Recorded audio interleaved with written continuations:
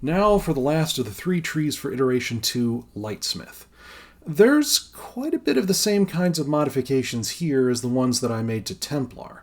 The off-specking Devoted Protector talent that lets Holy off-tank and Protection off-heal has been placed with another Tier 4 talent, in this case Judgment of the Protector.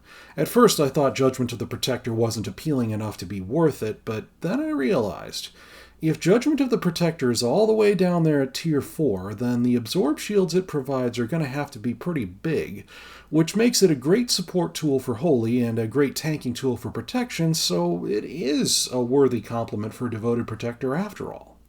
I also pulled Holy Wrath out of the Templar tree to here, where it can do some actual good. And if you have Golden Path, it also sends out a pulse of healing when you first cast Consecration.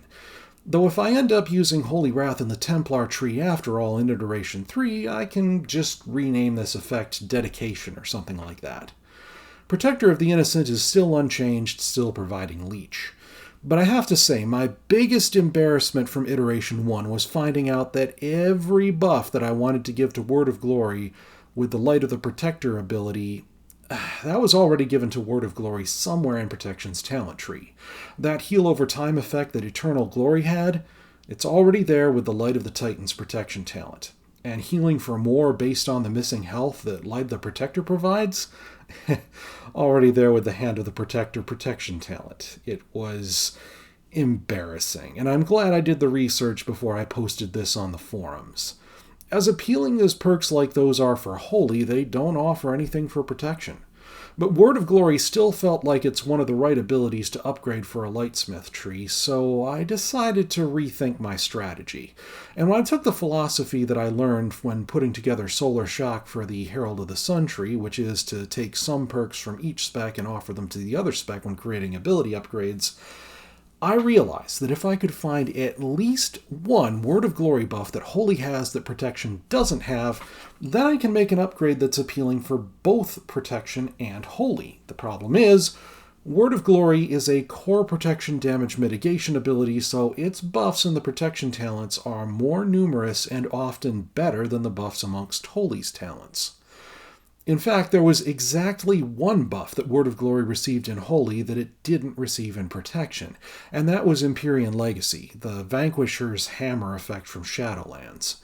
I decided to pull that one in, so Protection taking the Eternal Flame upgrade for Word of Glory will get the Empyrean Legacy talent, i.e. they'll get a free shield glare whenever they cast Word of Glory, and Holy gets a heal over time with more healed based on missing health if they take Eternal Flame. I should add that there is a choice not to take Eternal Flame. The other talent upgrades Holy Shock for Holy and Avenger's Shield for Protection. I think you know where this is going. That means it can be used to heal allies instantly or yourself for Protection, or for Holy it can heal multiple targets. I'm toying with the idea that each of the heals that this spell provides can crit independently so you can get infusion if any of them crit, but that's a purely caster spec buff that's probably overpowered, so probably it's better not to have that in this iteration. Of course, I am open to feedback.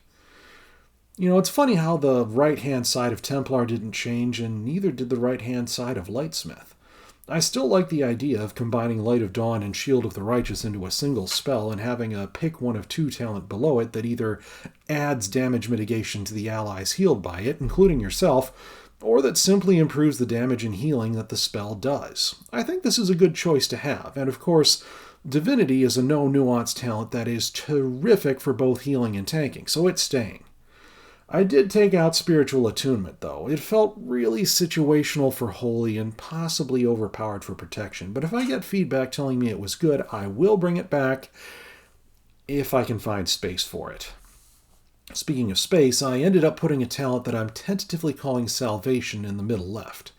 The idea is that you can cast Ardent Defender or Divine Protection on an ally and get the benefit of it for yourself as well.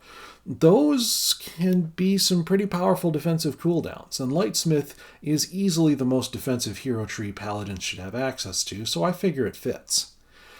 And in the space that opened up in Tier 4 when I moved Judgment of the Protector in with Devoted Protector, I decided to take a stab at buffing something I hadn't yet buffed. The deep, holy, and protection cooldowns: Eye of Tear, Moment of Glory, Bastion of Light, Tear's Deliverance, Blessing of Seasons, Daybreak, and Barrier of Faith. Obviously, you can't have all those cooldowns on a single character. It's expected that you'll have gotten some, but not all of them. And I'm buffing each of those talents in a different way, making this a kind of a hodgepodge of miscellany talent. I'm dredging up an old, unused icon and talent name for this: Touched by the Light. Now, I had a concept for a talent that didn't make it into Iteration 2, one that buffs Holy Light, Flash of Light, and Light of the Martyr. I haven't yet figured out how this talent is supposed to benefit protection other than buffing the damage of Blessed Hammer or Hammer of the Righteous. Maybe Seal of Insight would be a decent name for this talent. I don't know. Again, much like Glorious Sunlight for Herald and Touched by the Light here, it's something of a hodgepodge of miscellany. I should probably cap off by saying that I got some feedback on YouTube about Phalanx. If it can still operate in spite of line of sight, then it should be a really powerful tool in PvP, but since I don't PvP, I didn't know that. And I hadn't considered it at all. For the time being, I'm leaving Phalanx as the capstone Lightsmith talent, but I should also say that I've been considering making Holy Armament the capstone, albeit with a few quality of life improvements, like combining the defensive and offensive buffs into one so you don't have that Blessing of Seasons clunkiness to it, and making it a spell that you cast on an ally directly instead of planting something on the ground for the ally to pick up.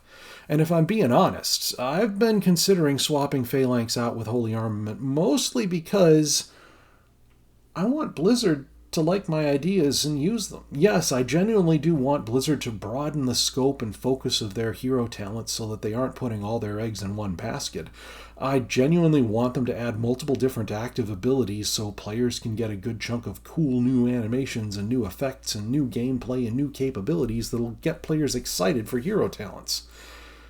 But I figure that the Blizzard devs would be more open to my ideas if I show myself open to their ideas, which is an odd thing to say when my hero tree concept is as wildly different from theirs as it is.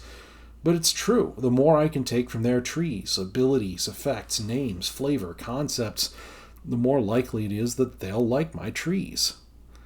In any case, I know my ideas are bound to have flaws in them, so I'd appreciate any feedback you can give me on how to make Iteration 3 better than Iteration 2.